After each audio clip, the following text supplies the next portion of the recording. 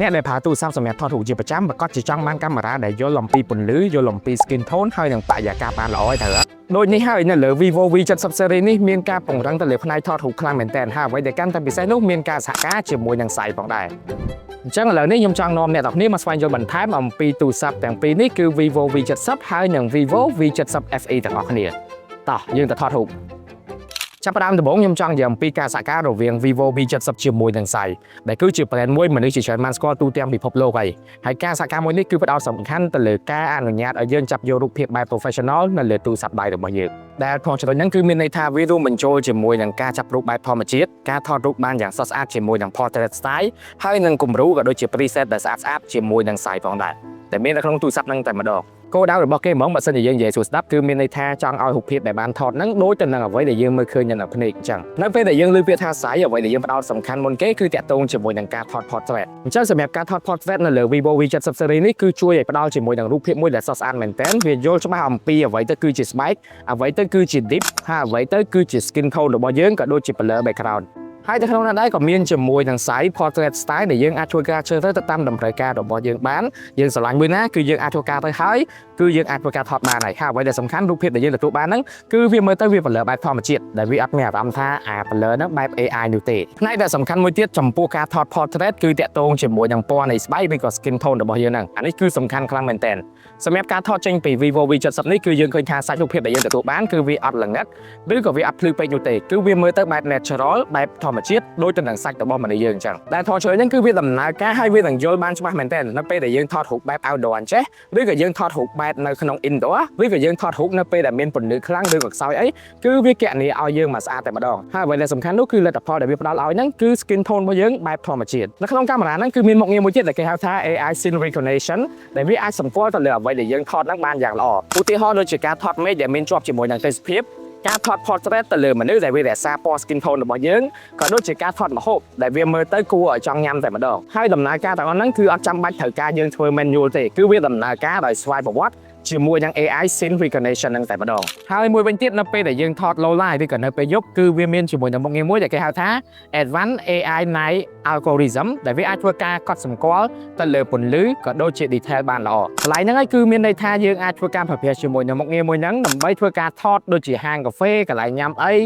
ទីសាធារណៈសួនមិនថាយប់មិនថាថ្ងៃនៅតែយើងអាចធ្វើការចាប់បានជាមួយនឹងរូបភាពដ៏ស្រស់ស្អាតជាមួយនឹង Vivo V70 series ហ្នឹងដំណើរការរបស់វាគឺវាជួយឲ្យកន្លែងល្ងិតហ្នឹងភ្លឺជាងមុនកាត់បន្ថយ noise ទៅលើរូបភាពក៏ដូចជា maintain ទៅលើ highlight ហើយនិង shadow ឲ្យវា balance គ្នាផងចំណុចហ្នឹងគឺមានន័យថាយើងអាចធ្វើការប្រើប្រាស់ជាមួយនឹងទូរស័ព្ទហ្នឹងក្នុងការថតហាងកាហ្វេកន្លែងញ៉ាំអីសួនកន្លែងដើរលេងទោះបីជាពេលយប់ក៏ដោយក៏នៅតែទទួលបានជាមួយនឹងរូបភាពមួយដែល clear ហើយនឹង detail ផងដែ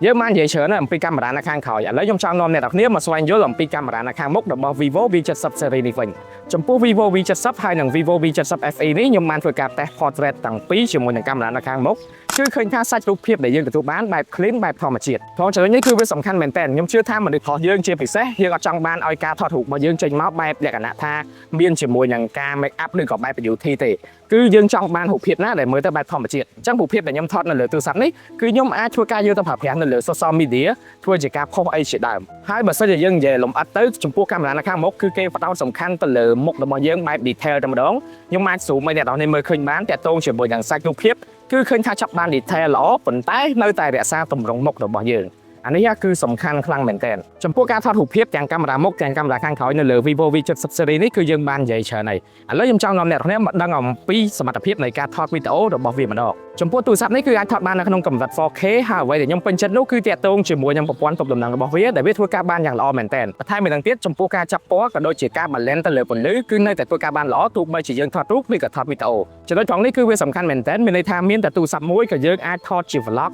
ជា content សម្រាប់ប្រើប្រាស់នៅលើ social media របស់យើងបានដែរងាយស្រួលខ្លាំងមែនទែនជាពិសេសអ្នកដែលចូលចិត្តថតវីដេអូនៅពេលដែលដើរលេងអីគឺងាយស្រួលដាក់ទៅនៅក្នុងកប៉ាល់របស់យើងដកចេញមកគឺយើងអាចធ្វើការថតរូបក៏បានថតវីដេអូក៏បានជាមួយនឹង Vivo V70 series អូខេបើសិនជាយើងសរុបជារួមតែម្ដងចំពោះ Vivo V70 ហើយនិង Vivo V70 FE នេះគឺផ្ដល់ជាមួយនឹងបទពិសោធន៍ថ្មីដល់ការថតរូបនៅលើទូរស័ព្ទដៃរបស់យើងហើយបើសិនជាយើងនិយាយស៊ីចម្លើយទៀតចំពោះ Vivo V70 នេះគឺផ្ដោតសំខាន់ទៅលើការថតបែប portrait ខ្លាំងមែនទែនក៏ដូចជាការថតរូបបែប professional តែម្ដង ចំពោះ lens ដែលយើងទទួលបាននៅលើ Vivo V70 នេះគឺមានដូចជាកាមេរ៉ា Gold ដែលមានទំហំ50 megapixel កាមេរ៉ា telephoto ដែលមានទំហំ50 megapixel ដូចគ្នាហើយនិង ultra wide ដែលមានទំហំ8 megapixel ចំពោះកាមេរ៉ានៅខាងមុខវិញក៏មានទំហំ50 megapixel ផងដែរហើយចង់បញ្ជាក់ប្រាប់អ្នកនរគ្នាថាគ្រប់កាមេរ៉ានៅលើ Vivo V70 នេះគឺមានការសហការជាមួយនឹង Sight ផងដែរហើយសម្រាប់ Vivo V70 FE នេះគឺផ្ដល់ជាមួយនឹងបទពិសោធន៍ថ្មីដែលយើងអាចធ្វើការថតរូបបានលឿនឬក៏យើងអាចថតរូបប្រចាំថ្ងៃ